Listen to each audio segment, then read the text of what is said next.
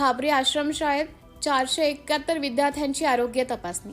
कळमेश्वर तालुक्यातील खापरी येथील अनुदानित आदिवासी आश्रमशाळेत गौंडखैरी आरोग्य केंद्राच्या वतीने प्रभारी वैद्यकीय अधिकारी डॉक्टर विशाखा बोरकर यांच्या नेतृत्वाखाली 471 विद्यार्थ्यांची RDK रॅपिड डायग्नोस्टिक किटद्वारे मलेरिया तपासणी, सिकल सेल चाचणी तसेच आरोग्य तपासणी करण्यात आली। महाराष्ट्र शासनाच्या अनुदानित आदिवासी आश्रमशाळेत राज्यातील विविध जिल्ह्यातील आदिवासी विद्यार्थी इयत्ता 1ली ते 12वी पर्यंत शिक्षण घेत असून त्यांच्यासाठी निवासी व भोजनाची व्यवस्था करण्यात आली आहे।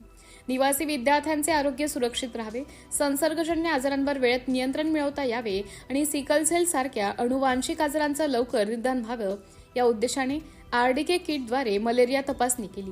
यावेळी नव्याने प्रवेश घेतलेल्या 26 विद्यार्थ्यांची सिकल सेल तपासणी करण्यात आली। आरोग्य पथकाने विद्यार्थ्यांच्या तपासणीसोबतच आश्रमशाळेतील वसतिगृह, पिण्याच्या पाण्याची गुणवत्ता, स्वयंपाकगृहातील स्वच्छता, परिसरातील आरोग्यविषयक सुविधा तसेच कर्मचाऱ्यांच्या आरोग्याचीही तपासणी केली। विद्यार्थ्यांना वैयक्तिक स्वच्छता, संतुलित आहार, मलेरिया प्रतिबंध आणि आरोग्याची नियमित काळजी घेण्याबाबत मार्गदर्शन करण्यात आले।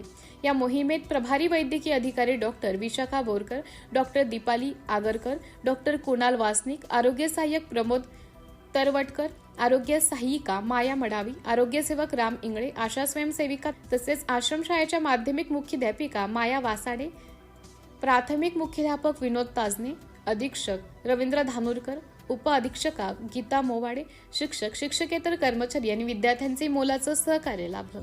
सिटी इंडिया न्यूज साठी विशेष